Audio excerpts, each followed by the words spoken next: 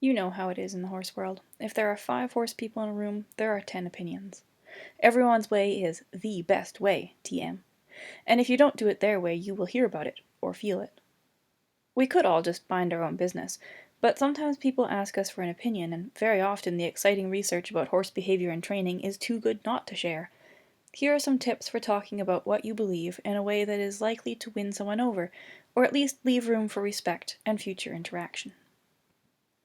First, understand how you will be perceived. Are you an instructor?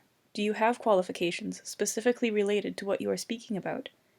If you do, you don't need to start the conversation by citing your diploma, master's, or teaching degree, but knowing that you have the authority to speak on the subject can keep you from becoming defensive, and you can share your credentials if necessary. If you don't directly have the credentials, but you got the information from someone that does, mention that right away.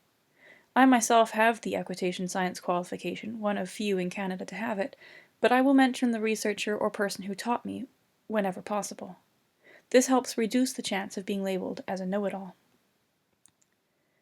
Next, we need to realize that not everyone will be interested in what we have to say. There are 3 key ways to know if someone is likely to want to hear your ideas for their horse, in order from least interested to most interested. If they mention to you a problem they are having, if they actually ask you for ideas, or if they take a lesson from you. If someone simply mentions to you that her horse paws in the tie stall and it drives her crazy, she may simply be venting, or she may be interested in ideas. Tread carefully. You can safely agree pawing is an annoying habit. You know what the training solution is, but also know that not everyone is interested enough in the solution, or annoyed enough with the problem, to put in the actual work to solve the problem. After agreeing, you can test the waters with a question or two. If interest continues, it is likely safe to share the solution. If you are actually asked for ideas, here is a great opportunity. I still phrase my answer carefully. It is an informal setting, chatting as friends. I will mention how such and such solution worked well for me in that situation, and go into further detail if there is further interest. Lastly, if someone takes a lesson from you, as the instructor, you are free to address issues that you see. In asking for a lesson, they have asked for your opinion. Now you can proclaim facts, demonstrate correlations, and teach solutions. When you aren't sure if someone is receptive to hearing the equitation science-based solution that you know is going to make their life so much easier, questions are a great test. People like being asked about themselves, and questions can even help someone to arrive at a great solution, quote, on their own. You guided them, through the questions, to critically think about what the issue was and what solutions would be logical, but when a solution is arrived at through questioning, the person perceives that they got there themselves, and is much more likely to implement the solution. Some questions to start with. Why? Why is the best question ever. Why did you do that? Why did the horse do that? Help them identify a pattern. Does the horse always paw before a ride? After? When you leave? What exactly is he doing? Do you think maybe he is trying to follow you and getting frustrated that he can't?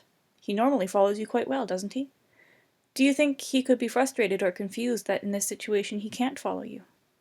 Your questions can go from more general to more pointed or leading if the person's interest remains. Asking what things they have tried is a great way to start thinking through what doesn't work, typically some form of punishment. Then asking, have you ever heard of, and introducing in question form a training concept like parking, or a principle of learning like only 1 cue per response, is a great way to keep the conversation light, but steering towards an evidence-based solution.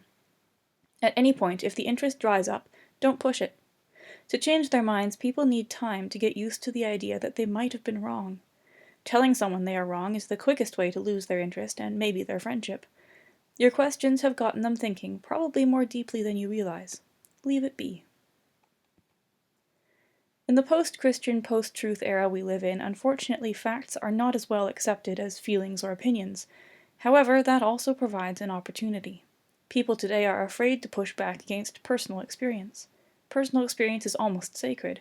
If you feel something, it must be true, which is very much not true, but anyway.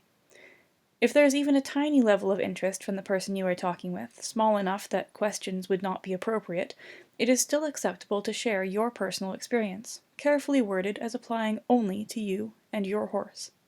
Cite some personal research you did about a similar problem. Share their situation by agreeing and sharing the root cause of the behavior in your horse. Keep it about you, say nothing about them. Quite often this piques interest and opens the way for questions, or even citing research.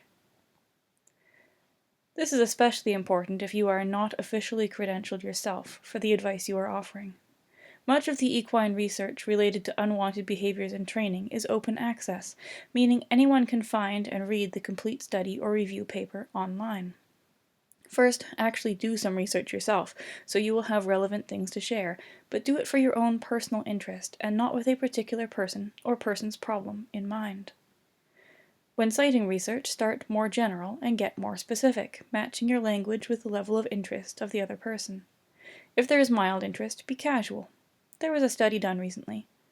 If they are getting quite interested, be more specific and mention the researcher and details of the study setup and findings. Offer to share the paper with them. Then, even if you can understand and use researcher language yourself, translate it into everyday English so you don't sound high and mighty to your friend. Don't say, "Studies have shown that a lack of self-maintained immobility is highly correlated with a heavy operant response to stop cues, and retraining the operant response resulted in resolution and relaxation." Instead, say, "There was a study done recently that showed horses that paw often didn't respond right away to light stop cues or stay stopped afterwards. They found that teaching the horse to stop and stay stopped cleared up the horse's confusion and fixed the pawing." It can be really frustrating to watch someone using a training technique that you know is counterproductive or even harmful. You have to realize, however, that you are not the guardian of horse welfare. There are ethical issues with the modern trend of positive-only training, just as there are with always done it this way training. Naming and shaming is not the way to create positive change. Our society has authorities designated to address extreme welfare problems. Instead, demonstrating a better way through your own actions can be one of the loudest ways of speaking, is inspiring, and also helps to establish your credibility so you are more likely to meet with interest when you have something to say. Remember to ask questions, share personally, and cite research, and you'll find you do end up saving the world of one horse and rider at a time.